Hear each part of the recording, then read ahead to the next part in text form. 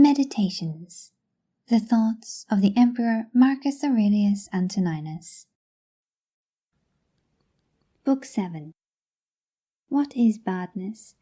It is that which thou hast often seen, and on the occasion of everything which happens, keep this in mind, that it is that which thou hast often seen. Everywhere up and down thou wilt find the same things with which the old histories are filled, those of the Middle Ages and those of our own day, with which cities and houses are filled now. There is nothing new. All things are both familiar and short-lived. How can our principles become dead unless the impressions, thoughts, which correspond to them are extinguished? But it is in thy power continuously to fan these thoughts into a flame. I can have that opinion about anything which I ought to have. If I can, why am I disturbed? The things which are external to my mind have no relation at all to my mind. Let this be the state of thy effects. And thou standest erect. To recover thy life is in thy power. Look at things again as thou didst used to look at them, for in this consists the recovery of thy life. The idle business of show, plays on the stage, flocks of sheep, herds, exercises with spears, a bone cast to little dogs, a bit of bread into fish ponds, labourings of ants and burden carrying, runnings about of frightened little mice, puppets pulled by strings, all alike. It is thy duty then, in the midst of such things, to show good humour and not a proud air, to understand, however, that every man is worth just so much as the things are worth about which he busies himself. In discourse thou must attend to what is said, and in every movement thou must observe what is doing. And in the one thou shouldst see immediately to what end it refers, but in the other watch carefully what is the thing signified. Is my understanding sufficient for this or not? If it is sufficient, I use it for the work as an instrument given by the universal nature. But if it is not sufficient, then either I retire from the work and give way to him who is able to do it better, unless there be some reason why I ought not to do so, or I do it as well as I can, taking to help me the man who with the aid of my ruling principle can do what is now fit and useful for the general good. For whatsoever either by myself or with another I can do, ought to be directed to this only, to that which is useful and well suited to society. How many, after being celebrated by fame, have been given up to oblivion, and how many who have celebrated the fame of others have long been dead. Be not ashamed to be helped, for it is thy business to do thy duty like a soldier in the assault on a town. How then, if being lame, thou canst not mount up on the battlements alone, but with the help of another it is possible? Let not future things disturb thee, for thou wilt come to them, if it shall be necessary, having with thee the same reason which now thou usest for present things. All things are implicated with one another, and the bond is holy, and there is hardly anything unconnected with any other thing. For things have been coordinated, and they combine to form the same universe. For there is one universe made up of all things, and one God who pervades all things, and one substance, and one law, one common reason in all intelligent animals, and one truth. If indeed there is also one perfection for all animals which are of the same stock and participate in the reason. Everything material soon disappears in the substance of the whole, and everything formal is very soon taken back into the universal reason, and the memory of everything is very soon overwhelmed in time. To the rational animal the same act is according to nature and according to reason. Be thou erect or be made erect. Just as it is with the members in those bodies which are united in one, so it is with rational beings which exist separate, for they have been constituted for one cooperation. And the perception of this will be more apparent to thee, if thou often sayest to thyself that I am a member of the system of rational beings. But if thou sayest that thou art a part, thou dost not yet love men from thy heart, beneficence does not yet delight thee for its own sake, thou still dost it barely as a thing of propriety, and not yet as doing good to thyself. Let there fall externally what will on the parts which can feel the effects of this fall. For those parts which have felt will complain, if they choose. But I, unless I think that what has happened is an evil, am not injured, and it is in my power not to think so. Whatever anyone does or says, I must be good, just as if the gold or the emerald or the purple were always saying this. Whatever anyone does or says, I must be emerald and keep my colour. The ruling faculty does not disturb itself. I mean, does not frighten itself or cause itself pain. But if anyone else can frighten or pain it, let him do so. For the faculty itself will not by its own opinion turn itself into such ways. Let the body itself take care, if it can, that it suffer nothing, and let it speak, if it suffers. But the soul itself, that which is subject to fear, to pain, which has completely the power of forming an opinion about these things, will suffer nothing, for it will never deviate into such a judgment. The leading principle in itself wants nothing, unless it makes a want for itself, and therefore it is both free from perturbation and unimpeded, if it does not disturb and impede itself. Eudaimonia, happiness, is a good demon, or a good thing. What then art thou doing here, O imagination? Go away, I entreat thee, by the gods, as thou didst come, for I want thee not. But thou art come according to thy old fashion. I am not angry with thee, only go away. Is any man afraid of change? Why, what can take place without change? What then is more pleasing or more suitable to the universal nature? And canst thou take a bath unless the wood undergoes a change? And canst thou be nourished unless the food undergoes a change? And can anything else that is useful be accomplished without change? Dost thou not see then that for thyself also to change is just the same and equally necessary for the universal nature? Through the universal substance, as though a furious torrent, all bodies are carried, being by their nature united with, and cooperating with the whole, as the parts of our body with one another. How many a Chrysippus, how many a Socrates, how many an Epictetus has time already swallowed up? And let the same thought occur to thee with reference to every man and thing. One thing only troubles me, lest I should do something which the constitution of man does not allow, or in the way which it does not allow, or what it does not allow now.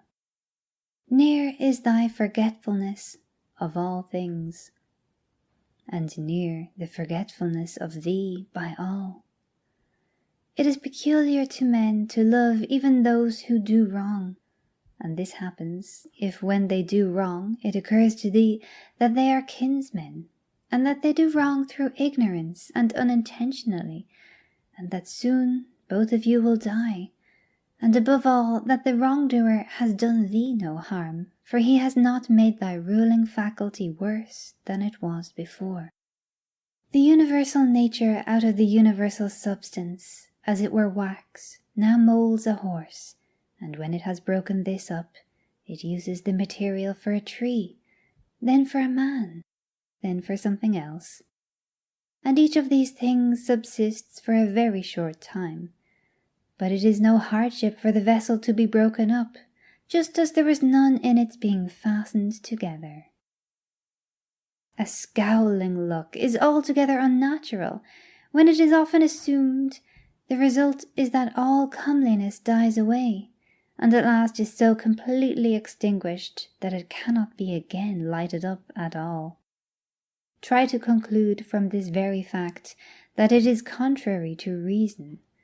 For if even the perception of doing wrong shall depart, what reason is there for living any longer? Nature, which governs the whole, will soon change all things thou seest, and out of their substance will make other things, and again other things from the substance of them, in order that the world may be ever new. When a man has done thee wrong, immediately consider with what opinion about good or evil he has done wrong. For when thou hast seen this, thou wilt pity him, and wilt neither wonder nor be angry. For either thou thyself thinkest the same thing to be good that he does, or another thing of the same kind. It is thy duty then to pardon him. But if thou dost not think such things to be good or evil, thou wilt more readily be well disposed to him who is in error. Think not so much of what thou hast not as what thou hast, but of the things which thou hast select the best, and then reflect how eagerly they would have been sought if thou hadst them not. At the same time, however, take care that thou dost not, through being so pleased with them, accustom thyself to overvalue them, so as to be disturbed if ever thou shouldst not have them. Retire into thyself. The rational principle which rules has this nature, that it is content with itself when it does what is just, and so secures tranquillity. Wipe out the imagination, stop the pulling of the strings, confine thyself to the present. Understand well what happens either to thee or to another. Divide and distribute every object into the causal and the material. Think of thy last hour. Let the wrong which is done by a man stay there where the wrong was done. Direct thy attention to what is said. Let thy understanding enter into the things that are doing and the things which do them. Adorn thyself with simplicity and modesty, and with indifference towards the things which lie between virtue and vice. Love mankind. Follow God. The poet says that law rules all, and it is enough to remember that law rules all. About death, whether it is a dispersion, or a resolution into atoms, or annihilation, it is either extinction or change. About pain, the pain which is intolerable carries us off, but that which lasts a long time is tolerable, and the mind maintains its own tranquillity by retiring into itself, and the ruling faculty is not made worse. But the parts which are harmed by pain, let them, if they can, give their opinion about it. About fame, look at the minds of those who seek fame. Observe what they are, and what kind of things they avoid, and what kind of things they pursue. And consider that as the heaps of sand piled on one another hide the former sands, so in life the events which go before are soon covered by those which come after. From Plato, the man who has an elevated mind takes a view of all time and of all substance. Dost thou suppose it possible for him to think that human life is anything great? It is not possible, he said. Such a man, then, will think that death also is no evil. Certainly not. From Antisthenes, it is royal to do good and to be abused. It is a base thing for the countenance to be obedient, and to regulate and compose itself as the mind commands, and for the mind not to be regulated and composed by itself. It is not right to vex ourselves at things, for they care naught about it, to the immortal gods, and give us joy. Life must be reaped like the ripe ears of corn. One man is born, another dies. If gods care not for me and my children, there is a reason for it. For the good is with me and the just. No joining others in their wailing, no violent emotion. From Plato. But I would make this man a sufficient answer, which is this: Thou sayest not well, if thou thinkest that a man who is good for anything at all ought to compute the hazard of life or death, and should not rather look to this only in all that he does, whether he is doing what is just or unjust, and the works of a good or bad man. For thus it is, men of Athens, in truth, wherever a man has placed himself, thinking it the best place for him, or has been placed by a commander, there, in my opinion, he ought to stay and to abide the hazard, taking nothing into the reckoning, either death or anything else, before the baseness of deserting his post. But, my good friend, reflect whether that which is noble and good is not something different from saving and being saved. For, as to a man living such or such a time, at least one who is really a man, consider if this is not a thing to be dismissed from the thoughts. And there must be no love of life. But as to these matters, a man must entrust them to the deity and believe what the women say, that no man can escape his destiny. The next inquiry being how he may best live the time that he has to live. Look round at the courses of the stars, as if thou wert going along with them, and constantly consider the changes of the elements into one another, for such thoughts purge away the filth of the terrene life. This is a fine saying of Plato, that he who is discoursing about men should look also at earthly things, as if he viewed them from some higher place, should look at them in their assemblies, armies, agricultural labours, marriages, treaties, births, deaths, noise of the courts of justice, desert places, various nations of barbarians, feasts, lamentations, markets, a mixture of all things, and an orderly combination of contraries. Consider the past, such great changes of political supremacies. Thou mayest foresee also the things which will be, for they will certainly be of like form, and it is not possible that they should deviate from the order of things which take place now. Accordingly, to have contemplated human life for 40 years is the same thing as to have contemplated it for 10,000 years. For what more wilt thou see? That which has grown from the earth to the earth, but that which has sprung from heavenly seed back to the heavenly realms returns. This is either a dissolution of the mutual involution of the atoms, or a similar dispersion of the unsentient elements.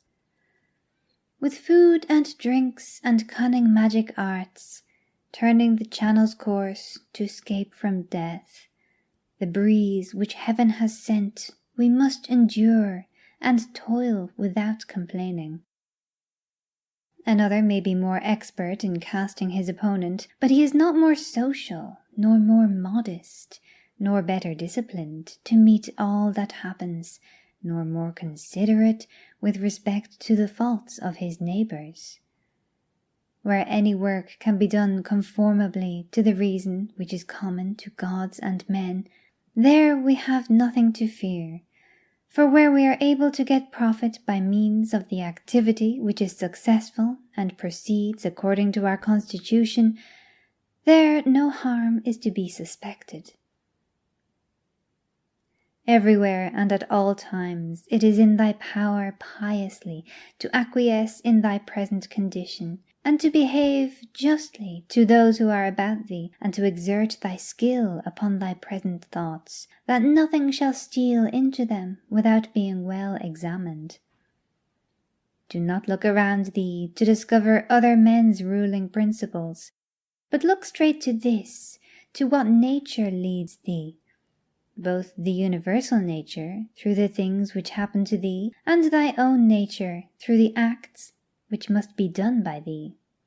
But every being ought to do that which is according to its constitution, and all other things have been constituted for the sake of rational beings, just as among irrational things the inferior for the sake of the superior, but the rational for the sake of one another.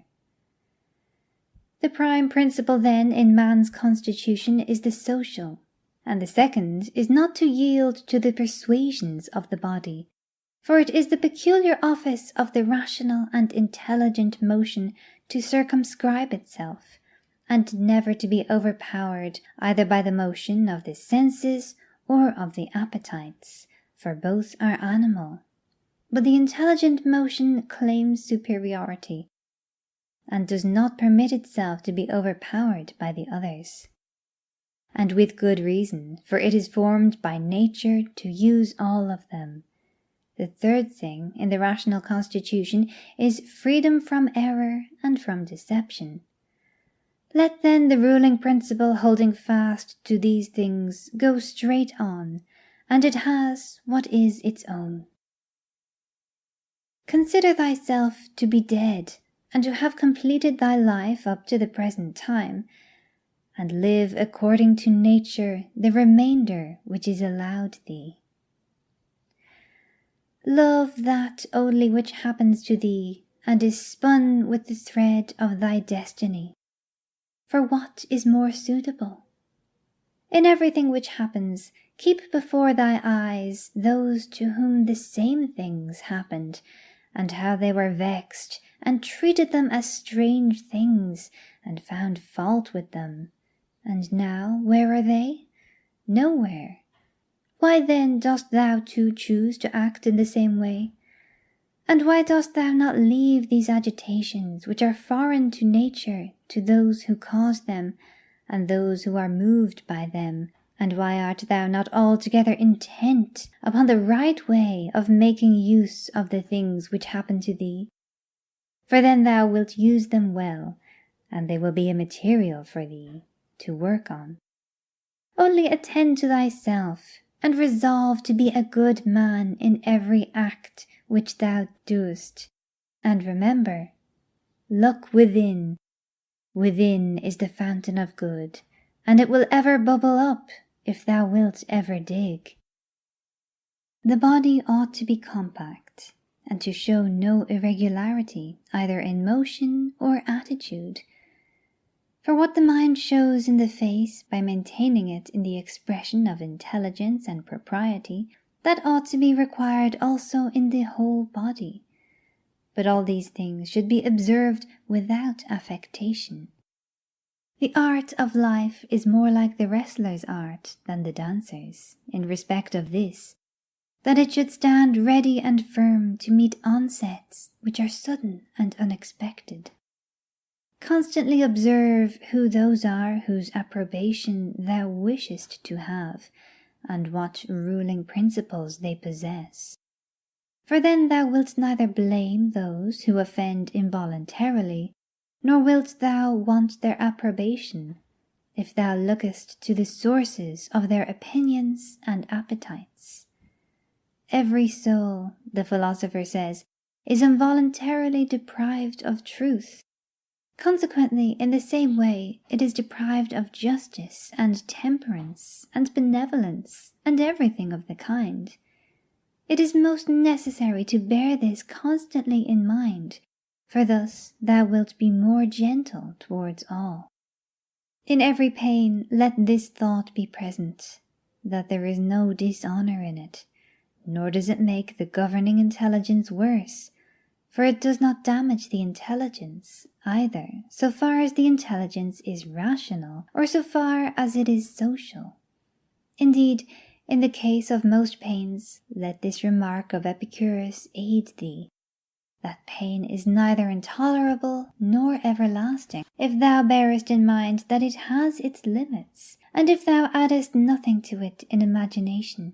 And remember this too, that we do not perceive that many things which are disagreeable to us are the same as pain, such as excessive drowsiness, and the being scorched by heat, and the having no appetite. When then thou art discontented about any of these things, say to thyself that thou art yielding to pain. Take care not to feel towards the inhuman as they feel towards men. How do we know if Telauges was not superior in character to Socrates? For it is not enough that Socrates died a more noble death, and disputed more skilfully with the sophists, and passed the night in the cold with more endurance, and that when he was bid to arrest Leon of Salamis, he considered it more noble to refuse, and that he walked in a swaggering way in the streets, though as to this fact one may have great doubts if it was true.